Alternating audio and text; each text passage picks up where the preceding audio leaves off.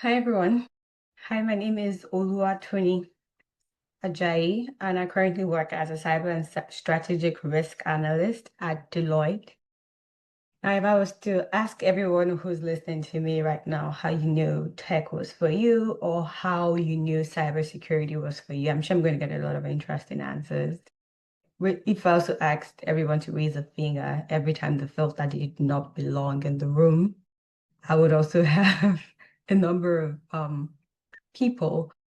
And my talk today is centered around belonging in cybersecurity. And that's because at different points in my career, either when I started out in cybersecurity or before I started, I always felt like I did not belong in the room. So I'm just going to share my story as well as a few things I've learned along the way. Interestingly, what drew me to cybersecurity, unlike so many people here listening to me, I did not always know since I was a child that I was going to be in tech or in cybersecurity. In fact, I decided to be in cybersecurity about 4 years after my undergrad. And for context, I studied agriculture and economics. And the years after graduation or the initial life I had before I moved to cybersecurity, I worked in agricultural business management. I worked in economic development. I did a little bit of research, nothing that had to do with tech. And then COVID happened. And while we all experienced the the tragedy of the pandemic, one of the things that it forced us to do, it was that it forced us to pause. It gave us more time um, than we usually had. It gave me the opportunity to for a lot of introspection. And one of the things I realized was that I was very discontent with my current career path of what I was doing for work at that point in time, and I wanted to do something else. I was interested in something more challenging. I wanted something more fast-paced. I wanted something that was going to push me beyond what my current work was currently doing. And it took a lot of questions that I had to ask myself. It took a lot of conversations with my mentors. And eventually I realized that I wanted to pivot to tech. And as I paid attention to what was going on in the society, in the world, and in the technology industry, and I examined the choices that were before me, I eventually decided on pivoting to cybersecurity. And let me give credit to who I need to give credit to. I also had mentors, people that I respected in my circle at that moment who were also had thriving careers in cybersecurity. So um that helped me to make that decision. One of the things, one of the barriers I faced even before I started were both internal and external barriers in terms of me doubting myself. And just as I studied and I also knew how much learning or how steep the learning curve was, I I got scared. It also did not help when I had a few people in my circle who actually thought that I was reaching far too high and who thought it was impossible. Thankfully, I also had mentors and people in my circle who were able to encourage me and push me and make me see that this was something I could do and it was not beyond me. One of the other barriers I faced was obviously technical. I had so much to learn. I did not have a computer science background. I did not have a technical background. So what I did was I had a lot to learn, and which I did eventually. But fortunately, one of the things that helped me was, like I mentioned before, I had mentors, I had people who were very well established in their career. One of the things that they encouraged me to do was to start with the Cybersecurity Plus certification. And I self-studied.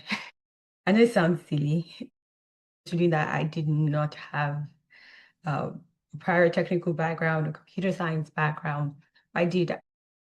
But fortunately, I had a friend who was also studying for the exam, and he asked that we study together, that we each other's study buddy and accountability partner. So a couple of times a week, we'll meet to discuss about what we're learning, and we'll also take practice questions together. But that helped me so much because he had a computer science background, so I could ask him all of the silly questions I had while I was learning. And I'm not going to lie, that helped me so much. I also went through the traditional part of going to do a master's degree in computer science, and I had a concentration in cybersecurity. That's one of the hardest things I've ever done because so many times I would feel behind in my classes.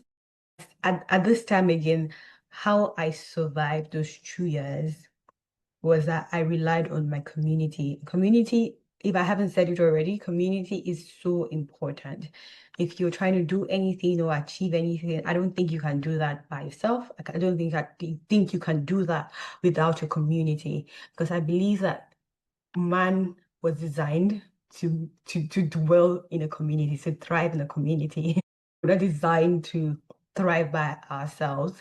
I had a community of classmates and colleagues, and we rallied around each other. We had study sessions for each other, and that's how we were able to succeed. We were able to actually learn, or that's how I was able to learn as much as I did during my master's program. And obviously, because I was in grad school, I did things the traditional way to get an internship, and then eventually I got a full-time degree. Other things that helped me is I also got into a structured internship. So I was part of the first cohort of Black Girls in Cyber. Talia Parker is here, can hear me, but big up to her and our organization. What they did was that they looked for young Black women who were trying to break into cybersecurity, and their plan was to sponsor them either pay for their security plus certification exams, pay for training, and then assign them to a mentor. So I was in the mentor cohort, and I had an amazing mentor who would meet with me every week just to talk through the things I was learning at school and the courses I could take, the opportunities I could get involved with to better position myself for a career in cybersecurity. And just to summarize, I eventually got an internship, not in cybersecurity though, but in technology consulting and in program management at a software company. And those are the things that, first of all, exposed me to what it means to have a career in tech. And finally, still talking about how much community is important for us to survive, was very involved with resource groups. For example, I was very also involved with like student organizations. So for example, there was a conference for Society of Women Engineers, I would be there. If there was a conference for I think National Black Society of Engineers, yes, that's the name, I would be there. And it was one of those career fairs that I connected with the company I work with right now, and I got a full-time offer that I got right now. So it's possible. Now that's me going from a background in agriculture and economics to a master's in computer science and cybersecurity, a security plus, and eventually a job in cybersecurity. So even after I got into cybersecurity, that initial feeling I had that I was wearing shoes too big for me, or that I did not belong in the room, did not go away. It did not disappear. In fact, it evolved. Every time I walk into meetings with like highly technical people and engineers, people who had several years of experience in the field, and they spoke in acronyms that I did not know. I would always feel that everybody's going to figure out that I don't belong here. And in corporate spaces, especially in technical teams, there's the unspoken assumption that everyone came through the same path. Everybody went to like an Ivy League or a top school or had like a computer science undergrad or did internships at a big firm or but I didn't come to any of those doors. I had a very untraditional path. I had a very untraditional story. But what helped me push through all of these barriers was that I started to realize that what I brought to the table wasn't the same. And that was exactly the value I brought to the table. I was asking questions that others weren't. I began to think like a user and not just as an engineer and or as a cybersecurity analyst. And eventually I stopped shrinking to fit the room and I started making the room fit what I had to offer. So did anybody feeling the way I felt that way at that point in time? I hope that helps. So one thing I realized very quickly, especially when I looked around in the room and I realized that I was the only Black woman, I was the only woman in the room, was that there's something, it could feel isolating at some point. Or one thing I also realized that it's revealing. Because when you're the only one in the room, you start to notice what the default looks like. You start to notice what every other person is saying and how different your thought process or thought pattern is. You see assumptions get built into products, policy, and process. And sometimes you hear jokes that are not really jokes, and you see how much people rely on culture fit instead of culture add. And being the other one in the room made me realize that tech isn't neutral. It reflects the people who build it. And if the room lacks diversity, the product will too. That's why representation isn't just about counting heads. It's about changing what gets built and what gets protected. So many times, organizations frame diversity as feel good, HR initiatives, but in cybersecurity, diversity is operational, it's a risk mitigation. But because just think about it. When everyone in the room has the same background, the same worldview, the same mental model of the user or a threat, what gets missed? A lot gets missed. Bias creeps in, threat models become narrow, policies are built with blind spots. Now imagine a table where different voices are present. People who live through surveillance, who understand what financial abuse looks like, people who understand what lax looks like, people who have seen misinformation, people who have been victims of scams, or had family members or loved ones be victims of fraud. Imagine all of those people were in the room building products. That's not just diverse, that's strategic. That's how you future-proof security systems. So the goal isn't diversity for diversity's sake or just because it's an HR goal. It's diversity for resilience, for smarter, safer, and more inclusive systems. Because let me tell you, there are real-world consequences of building homogeneous products. Now, for example, imagine if facial recognition systems were built with just light-skinned males in mind, and they fail to recognize darker skinned, either males or females. What happens that's not just a software bug, that's a safety issue. Imagine when policy teams are made up of people who've never experienced online harassment.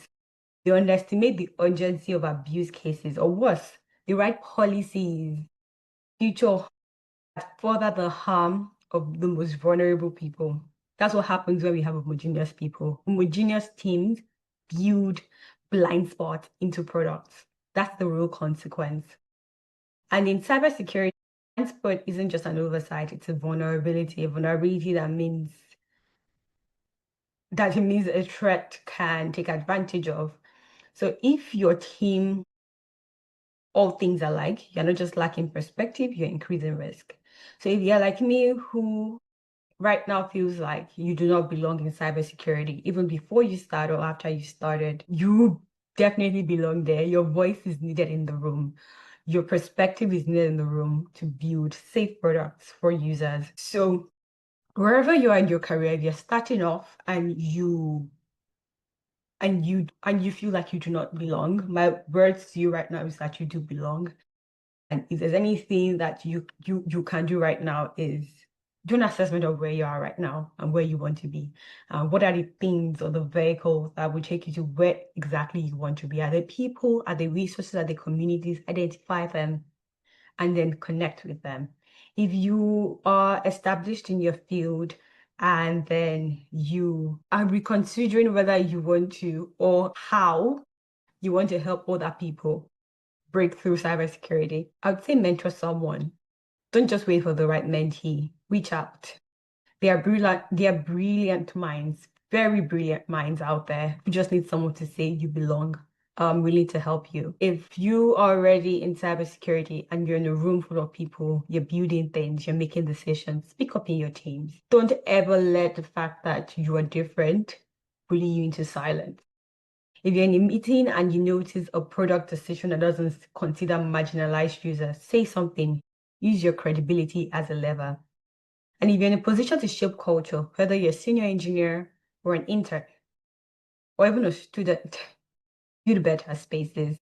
Because building inclusive hiring practices, build equitable review systems, and build psychological safety to your teams. Because if tech is going to protect everyone, then everyone has to help build it. So if you're trying to get started and you don't know where to get started, I would say just start wherever you are. Things don't have to be perfect. You don't have to wait till you have the money to take cybersecurity plus. You don't have to wait till you get a traditional degree. I would say find your niche at cybersecurity.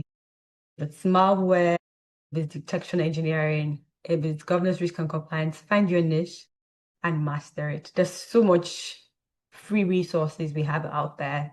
All you have to do is find a niche area and be a master at it. You don't have to follow one path. You could have studied psychology and you want to do a cybersecurity career. That's fine. That's okay. The space for you here. The field is wide and the space, wherever it is that you want to do. We all need people in the industry who can think differently, speak to different users, and solve problems from different angles. So stop waiting till you feel ready and find one thing you're curious about. Network, follow your curiosity, and keep learning. Because that's how you start, and that's how I did it. So I would say I'll leave everybody here with one quote, and I would say security isn't just about systems, it's about people. And when more of us are in the room, everyone is safer. Thank you.